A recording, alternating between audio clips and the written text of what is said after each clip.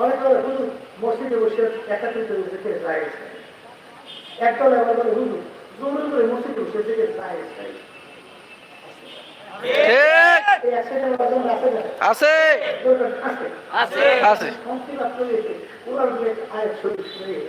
আল্লাহ রাব্বুল আলামিন واصبر نفسك مع الذين يدعون ربهم بالغداة والعشي يريدون وجهه আল্লাহ রাব্বুল আলামিন আল্লাহ রাসূলকে বলেন হে রাসূল আপনি তাদের সঙ্গী হন তাদের সংস্পর্শে যান যারা আমি মালিককে রাজি খুশি করার উদ্দেশ্যে আমাকে ডাকাডাকি করে আমার জিকির করে আল্লাহ রাসূল সাল্লাল্লাহু আলাইহি ওয়াসাল্লাম তালাশ করতে আছে এরকম কোন সমাজ তাদের সঙ্গে আল্লাহ আমাদেরকে বলতে বলছেন এখানে কি ওয়াহিদের শিখে না জমা শিখে জমান না জমা ঠিক এখন আল্লাহ রাসূল সাল্লাল্লাহু আলাইহি ওয়াসাল্লাম মসজিদে ঢুকে দুই থেকে খেতে সাহাবায়েরা একাত্রিত হয়ে বসছে বসে এখানে শব্দটা আছে কি ইয়াদ উনা রাব্বাহ শব্দটা কি ইয়াদউনা রাব্বাহ ডাকাডাকি ডাক কি আসতে হয় না শব্দ করে শব্দ করে শব্দ করে কি করি হয় শব্দ করে এখানে আল্লাহ বলতেছেন যারা আমাকে ডাকাডাকি করে তাহলে এখানে শুরু থেকে প্রমাণিত আসতে পারে জি এবার জমার থেকে আসছে একজন না বেশি বেশি আচ্ছা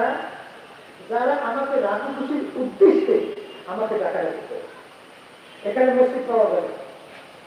পাইছে কোন জায়গায় জামাত কোথায় পেয়েছে আল্লাহ রাসূল মসজিদে এই এত সাহাবায়ে কেরামকে জামাত পাইছে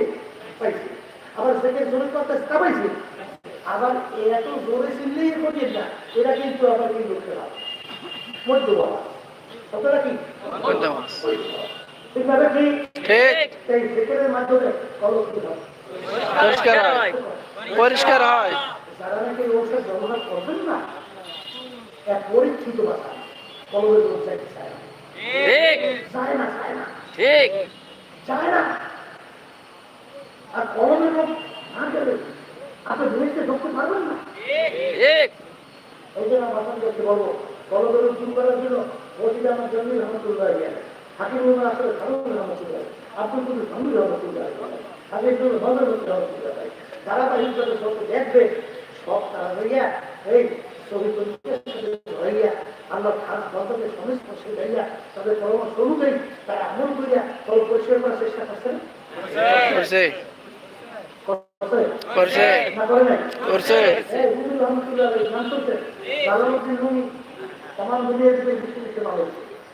তিনি বলতেছেন খুব পাখো মাওলানা রুমি না তো তার গোলামে আমি রুমি রুমি হতে পারি না যতক্ষণ পর্যন্ত শান্তি নিজে আমি সাথে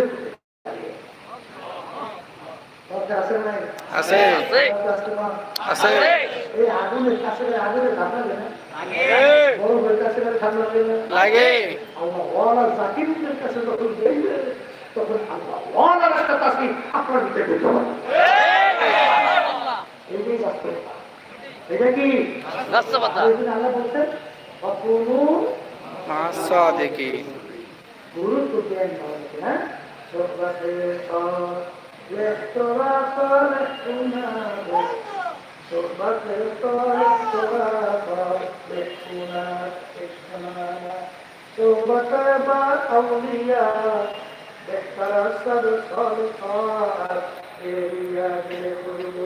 এবার হাম্মামের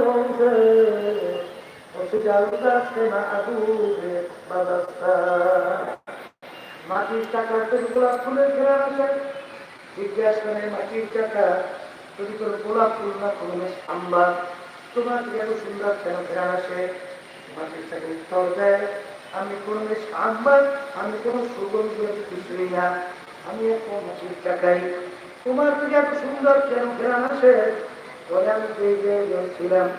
একটা গোলাপ ফুলটা আমার সঙ্গে লাগিয়ে রয়েছে ওই গোলাপ ফুলের ঘেরা আমার ভিতরে ঢুকতে এখন আমি সাধারণ মাটির টাকা দেয় আমি একটা গোলাপ ফুলের পরিণত হইয়া গেছি এই যে আমার বাগানদেরকে বলবো বাজারে মানুষদেরকে বলবো আপনাদের এলাকার